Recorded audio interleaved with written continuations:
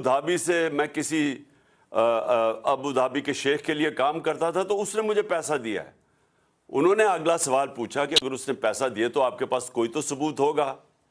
کسی نے $5 ملین آپ کو ایسے کیش میں تو نہیں پکڑا دیا, کوئی تو ہوگا, کوئی چیک وغیرہ. جب اسے یہ سوال پوچھا گیا, وہ اس کے جہاز میں بیٹھ کے جو پرائم منسٹر تھا تب خاقان عباسی, اور وہ ملک سے فرار ہو گیا. اب آ کے انہوں نے قانون اتنا بدل دیا کہ وہ بھی پاک ہو گیا, اور اب وہ مریم بھی بچ گئی ہے. نواز شریف کی تیاری ہو رہی ہے اس کو بھی بچانے کے لیے. آصف زرداری کے کیسز وہ ختم ہو رہے ہیں. 1100 ارب روپے کا ملک کو ڈاکہ پڑ رہا ہے, اور یہی انہوں نے ابھی تک, اگر ان کا کوئی کارنامہ ہے تو وہ ہے کہ اپنے کیسز معاف کروا لیے ہیں. اور اس کا جو دوسرا ان کی کوشش ہے کہ کسی نہ کسی طرح عمران خان کو ڈسکوالیفائی کریں, کسی نہ کسی طرح پی ٹی آئی کے لوگوں کے اوپر کیسز کریں تاکہ ہم ناک آؤٹ کر دیں, یعنی ٹیکنیکل ناک آؤٹ کر کے تو ہم کسی طرح الیکشن جیت جائیں, اور یہ نہیں جیت سکیں گے. تو ملک کا اس وقت ضرورت یہ ہے کہ سیاسی استحکام آئے, اس کی وجہ سے معاشی استحکام آئے گا. سیاسی استحکام آ سکتا ہے صرف ایک طریقے سے, وہ ہے الیکشنز, اور اسی لیے آج 75% قوم اس چیز کے اوپر آ گئی ہے کہ الیکشنز کے علاوہ کوئی دوسرا راستہ نہیں ہے.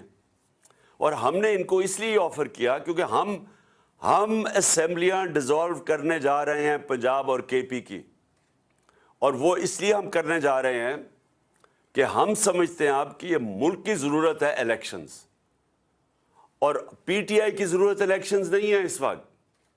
پی ٹی آئی تو انشاءاللہ جب بھی الیکشنز ہوں گے تو ہم جیت جائیں گے, بلکہ جتنی دیر یہ بیٹھے جا رہے ہیں اسمبلی میں, ان کا تو گراف اور تیزی سے نیچے جا رہا ہے. تو ہمیں تو فائدہ ہی فائدہ ہے کہ اگر الیکشن ڈیلے بھی ہو جاتے ہیں.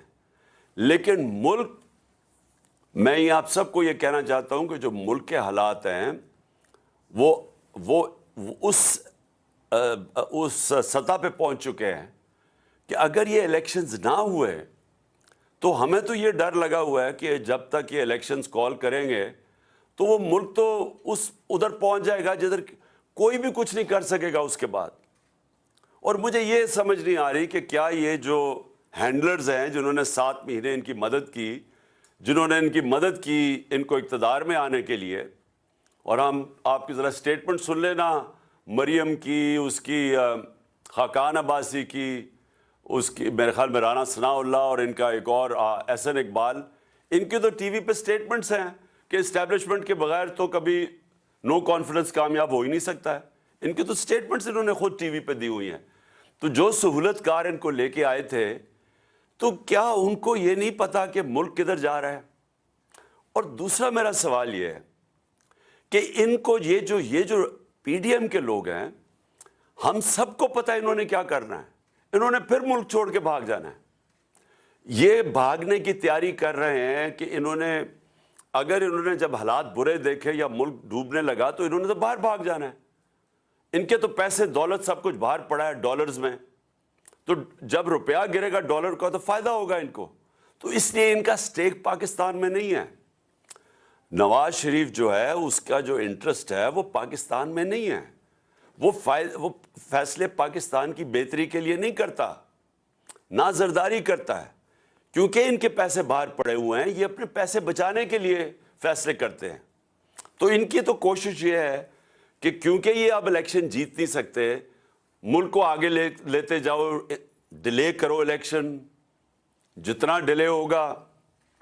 یہ سمجھتے ہیں کہ یہ ہمارے اوپر کیسز کوسز کر کے, مجھے ڈسکوالیفائی کر کے, اور شاید وہ ماحول بن جائے کہ یہ الیکشن کمشنر تو اب ان کے ساتھ ملا ہوا ہے, وہ تو بالکل ہر فیصلہ, بلکہ ان کی پارٹی کا کوئی ممبر لگتا ہے کہ جو کوشش پوری کر رہا ہے کہ کیسے ان کو جتانا ہے. تو یہ سمجھ رہے ہیں کہ ڈیلے کر کے یہ کسی نہ کسی طرح یہ الیکشن وہ ایسا ماحول بنا کے تو شاید جیت جائے, اور اگر یہ نہیں جیتیں گے تو انہوں نے باہر بھاگ جانا ہے. اور میری پوری پیشن گوئی ہے کہ ان کے لیڈرز نے پھر یہ تیسری دفعہ باہر بھاگیں گے, لیکن ملک کو تباہی کے کنارے پہ کھڑا کر کے. تو میں نے آج آپ سب کو اس لیے بلایا ہے کہ آپ کو سمجھ جانا چاہیے کہ ملک کا پولیٹیکل سیناریو ہے کیا. ہم کھڑے ادھر ہیں جدھر یہ ہمارے لیے پی ٹی آئی کا تو گراف اللہ کا شکر ہے کبھی بھی اتنا اوپر نہیں گیا جتنا آج ہے، لیکن ملک کا صورتحال یہ ہے کہ یہ جتنی دیر آپ بیٹھیں گے تو جس طرح میں نے آپ کو شروع میں کہا کہ جو بیرون ملک کا فائنینشیل مارکیٹس ہیں وہ مکمل طور پہ ان کے اوپر اعتماد ان کا کھو بیٹھا ہے. موڈیز ہو یا فچ ہو جو کہ کریڈٹنگ ایجنسیز ہیں جو دنیا کی ملکوں کی کریڈٹ جو